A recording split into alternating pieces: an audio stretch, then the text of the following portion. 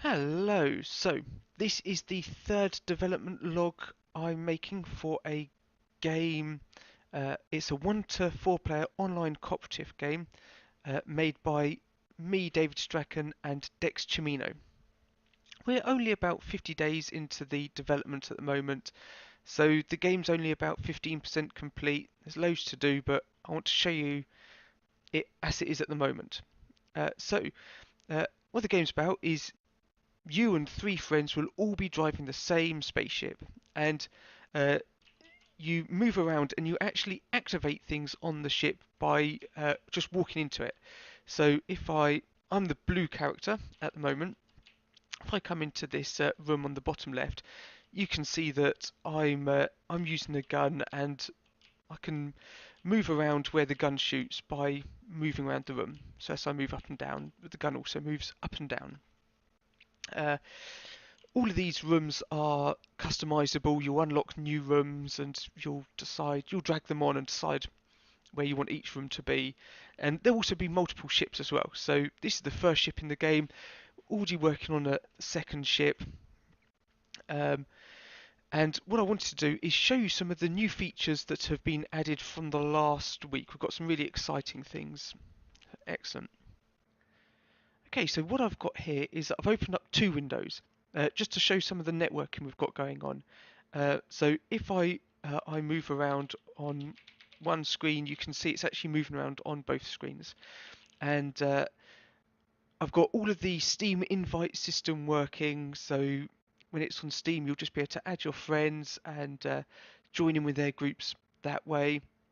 However, also I'm really keen on having couch co-op, so it'll work with a gamepad, or if you want two people on a keyboard here and two people at a keyboard at your friend's house, that will work just fine. All four of you can still control the same spaceship, and that will all work. So if I walk around, you can see, uh, again, I've got shooting. If I actually use a different gun, um, so I've got one of the level systems in. So at the moment, this is kind of the tutorial level. Um, So we've got some alien ships we have to take out.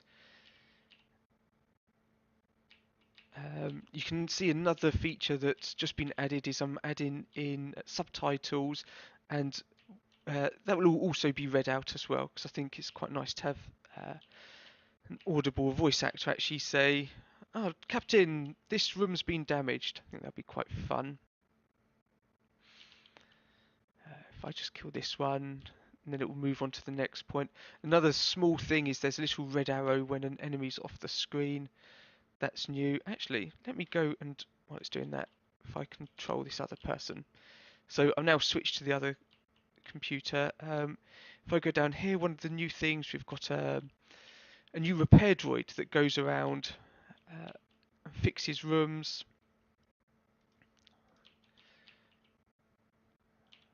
There we go. So I managed to get him. If I go into the bridge, uh, again, you control the ship by actually moving around the room. So this purple room's the bridge. And if I drive to this, again, it's all simple stuff because it's just a tutorial.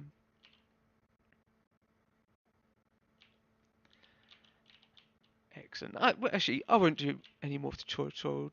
Let's have a look at some of the other things on this list. Okay, so I've got my little sheet of things I've done up. Uh, some things you can see. There's an engine that's behind the enemy sprites. I think that will be more visible when some of the bigger enemies come on there. You know, big thrusters coming out the back of their ship. Also have different enemies now.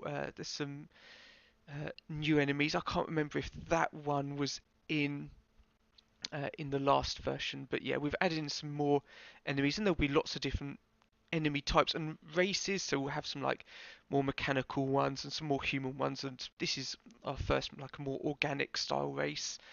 Um, some of the enemies will like fly in formation as well. So at the start, you probably saw all of those small fighter planes all kind of came in a little attack pattern, which I think is quite nice. Uh, we've got some new attack rooms, which I've done. Um, So we've got like a little laser beam one that does loads of damage, but it's only a short range thing. What else we got here?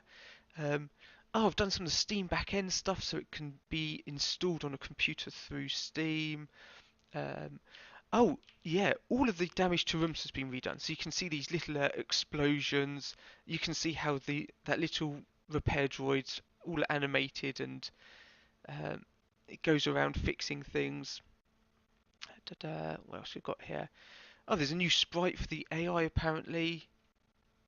Um, we've got engines that come out behind our ship and they move and they'll also get damaged as well. So if I come, oops, apparently the top purple room.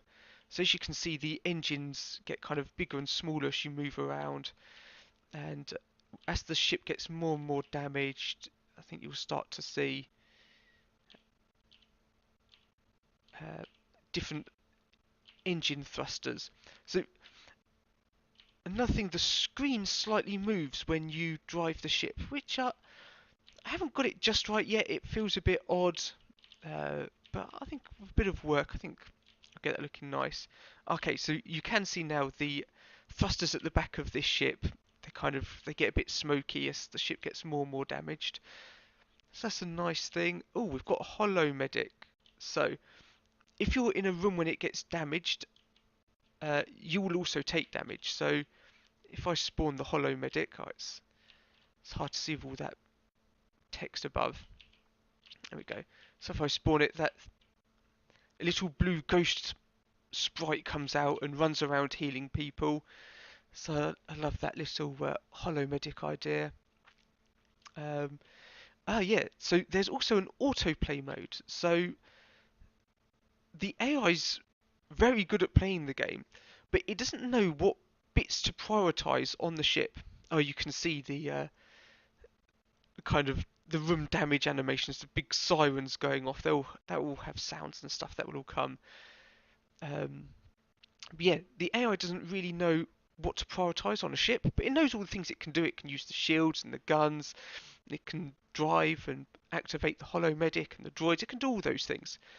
Um, but I thought it'd be quite a good thing to actually teach the AI. So I've now got a mode where you can leave the game on overnight, and the AI will prioritize different things. So the first time it might prioritize trying to kill the enemy. And the next time it might prioritize trying to keep its friends alive or prioritize using the shields.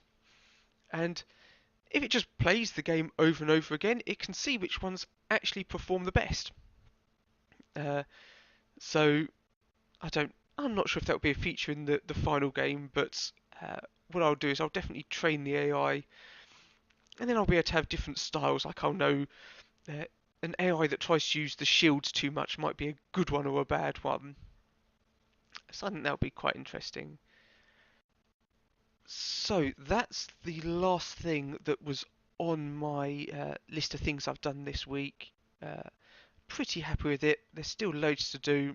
The game literally changes so much every day because new features are just being added all the time. But thanks for watching this devlog all the way to the end. Um, a game will be on Steam one day at some point. It'll be a full feature game. There'll be a whole level system where with multiple levels, a whole campaign, if you were. Uh, Also, you'll be able to unlock new rooms, and there'll be some kind of character progression. So, thank you very much.